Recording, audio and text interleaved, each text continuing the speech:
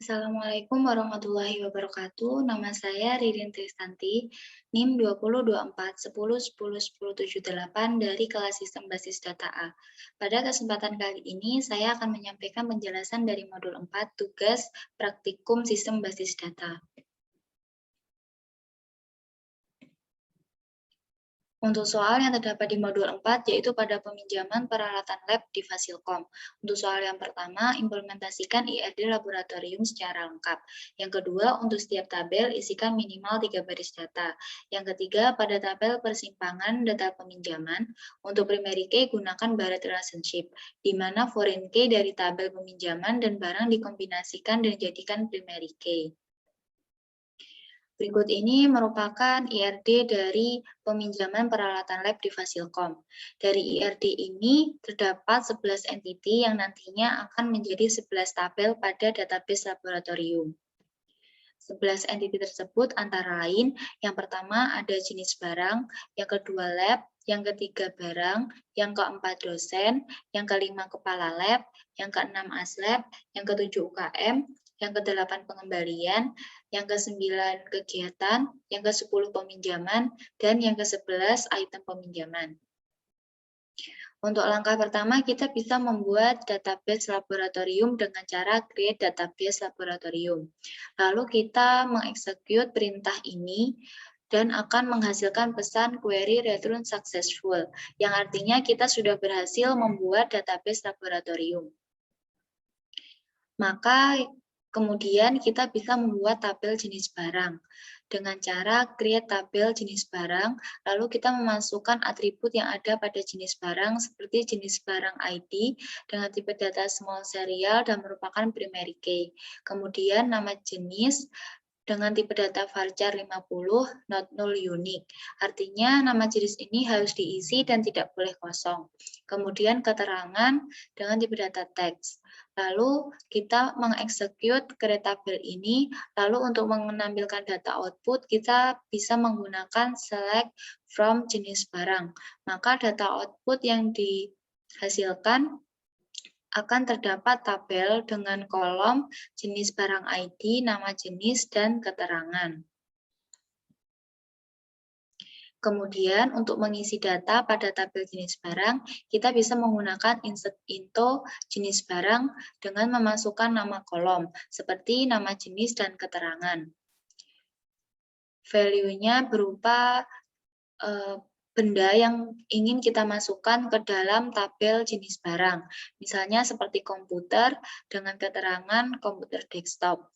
Maka setelah kita execute, data output yang dihasilkan seperti pada gambar, yaitu terdapat jenis barang ID, misalkan yang pertama ini jenis barang ID-nya 1, kemudian nama jenisnya komputer, dan keterangannya merupakan komputer desktop.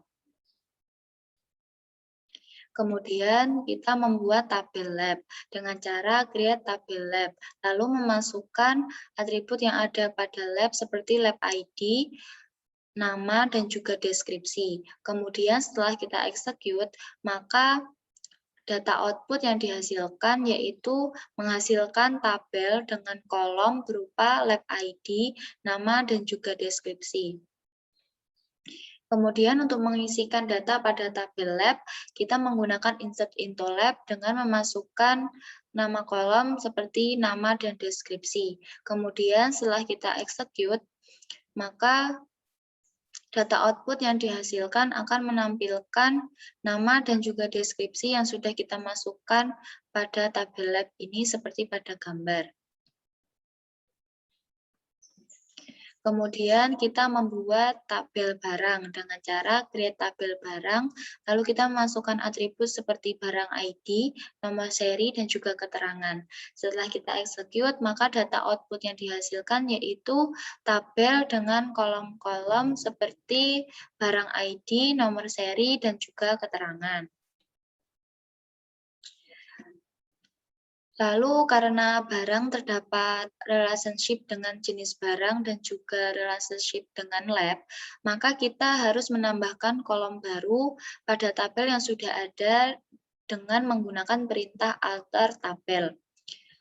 Lalu setelah kita execute perintah alter tabel ini, maka pada kolom yang sudah ada akan ada penambahan kolom baru. Seperti pada data output ini, terdapat penambahan kolom baru yaitu berupa ID jenis barang dan ID lab.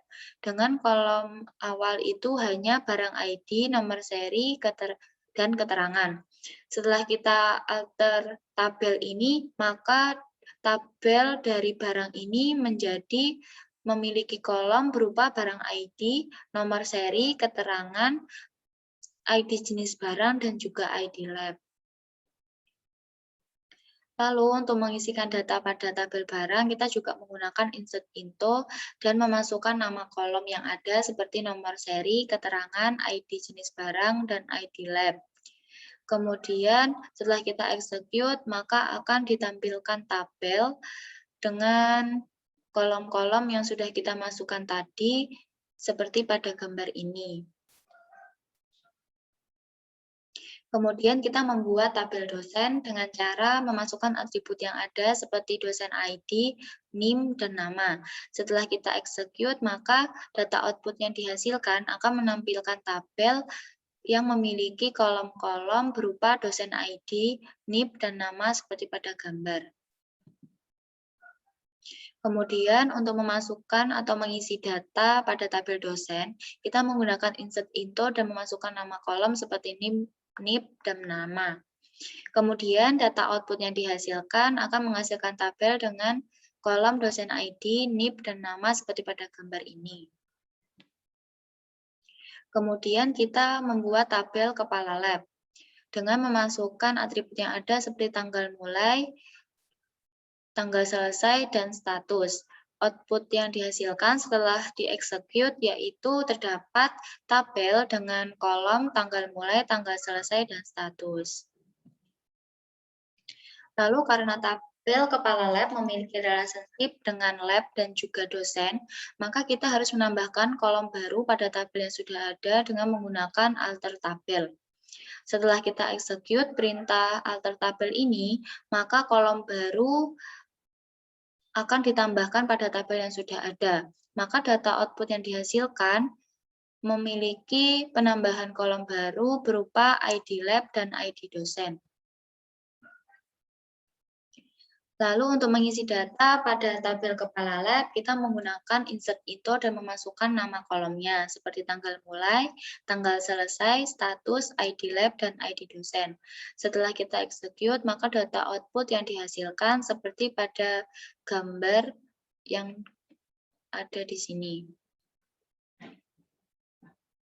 Kemudian selanjutnya kita membuat tabel ASLab dengan memasukkan atribut yang ada seperti ASLab ID, NIM, nama, dan nomor HP. Setelah kita execute, maka tabel yang dihasilkan memiliki kolom berupa ASLab ID, NIM, nama, dan juga nomor HP. Kemudian karena ASLab memiliki relationship dengan lab, maka kita menambahkan kolom baru pada tabel yang sudah ada dengan cara alter tabel ASLab. Kemudian setelah kita execute, data output yang dihasilkan menampilkan tabel yang sudah ditambahkan kolom baru berupa ID lab. Kemudian selanjutnya untuk mengisi data pada tabel ASLab, kita menggunakan insert into, ASLab, dan memasukkan kolom yang ada pada tabel seperti NIM, nama, nomor HP, dan ID lab.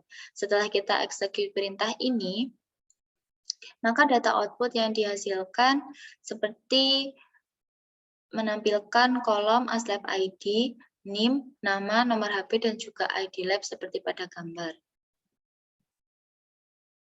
Kemudian selanjutnya kita membuat tabel UKM dengan cara mengisikan atribut yang ada seperti UKM ID, nama UKM, dan juga keterangan. Setelah kita execute data output, maka akan menampilkan tabel UKM dengan kolom berupa UKM ID, nama UKM, dan juga keterangan.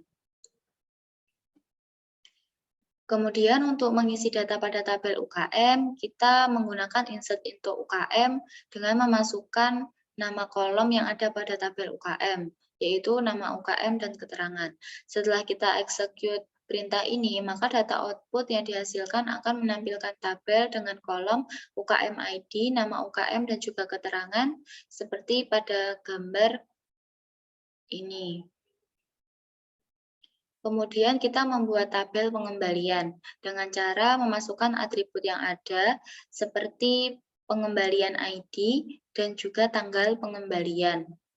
Setelah kita execute perintah ini dan menggunakan perintah select from pengembalian, maka akan ditampilkan data output berupa tabel pengembalian yang memiliki kolom pengembalian ID dan tanggal pengembalian. Kemudian, karena tabel pengembalian memiliki relationship dengan ASLab, maka kita menggunakan alter tabel pengembalian untuk menambahkan kolom baru berupa ID ASLab pada tabel pengembalian. Setelah kita execute, maka data output yang dihasilkan pada tabel pengembalian terdapat kolom baru, yakni ID ASLab. Lalu selanjutnya untuk mengisi data pada tabel pengembalian, kita menggunakan insert into pengembalian, lalu memasukkan nama kolom yang ada seperti tanggal pengembalian dan juga ID ASLab. Dan juga memasukkan nilai yang ada pada tabel pengembalian tersebut. Maka setelah kita execute, data output yang dihasilkan yaitu menampilkan tabel berupa kolom pengembalian ID, tanggal pengembalian, dan juga ID ASLab.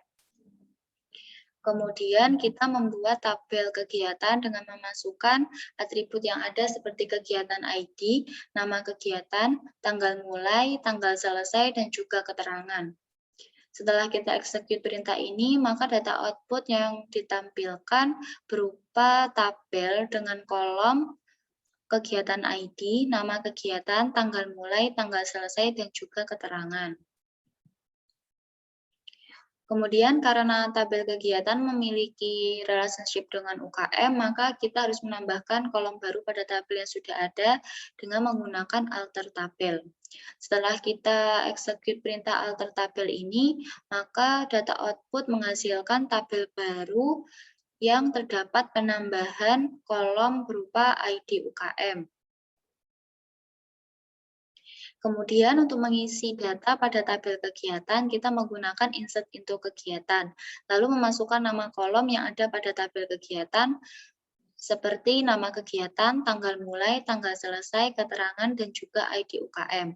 Setelah kita execute perintah ini, maka data output yang dihasilkan menampilkan tabel dengan kolom berupa kegiatan ID, nama kegiatan, tanggal mulai, tanggal selesai, keterangan, dan juga ID UKM.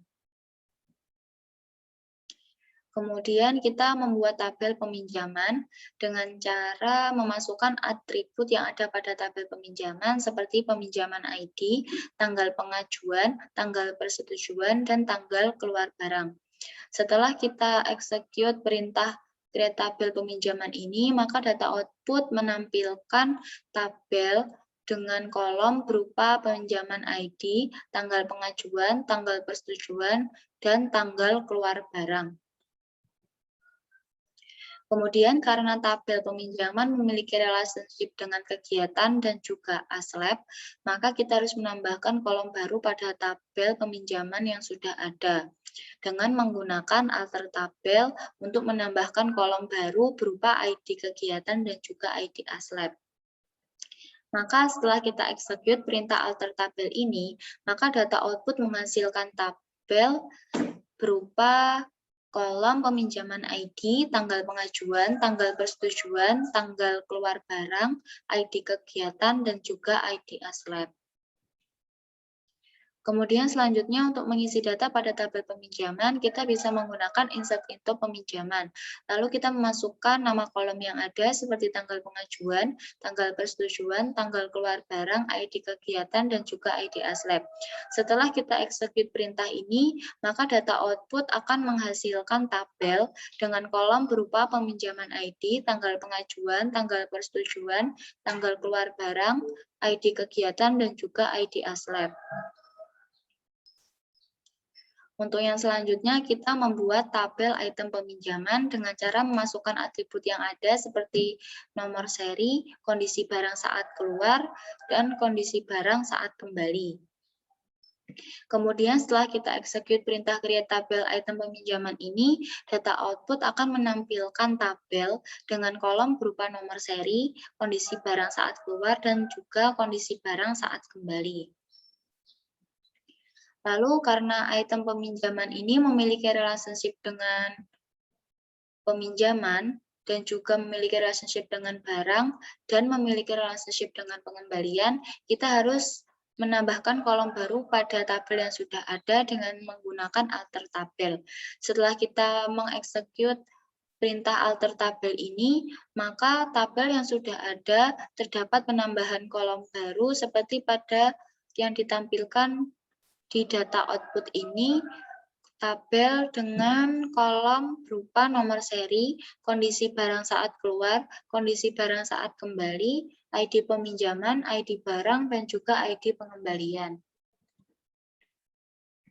Kemudian untuk memasukkan data pada tabel item peminjaman, kita menggunakan insert into item peminjaman dengan memasukkan nama kolom yang ada seperti nomor seri, kondisi barang saat keluar, kondisi barang saat kembali, ID peminjaman, ID barang, dan juga ID pengembalian.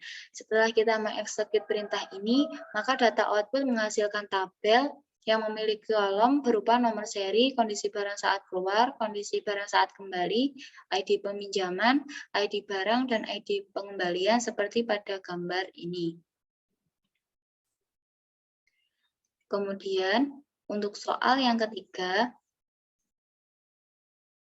yaitu pada tabel persimpangan data peminjaman untuk primary key gunakan Barrett relationship, di mana foreign key dari tabel peminjaman dan barang dikombinasikan dan dijadikan primary key. Maka dengan ini kita bisa membuat create tabel item peminjaman. Lalu setelah itu bisa kita execute dan menampilkan tabel berupa kolom nomor seri, kondisi barang saat keluar, dan kondisi barang saat kembali.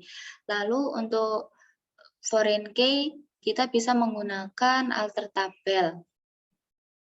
Nah, dari alter tabel ini memiliki relationship dengan peminjaman, barang, dan juga pengembalian.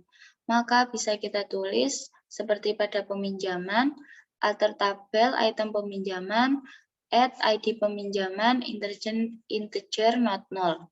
Kemudian alter tabel item peminjaman, add constraint, foreign key peminjaman, foreign key ID peminjaman, references peminjaman ID. Nah, ini gunanya untuk menambahkan kolom baru pada tabel yang sudah ada.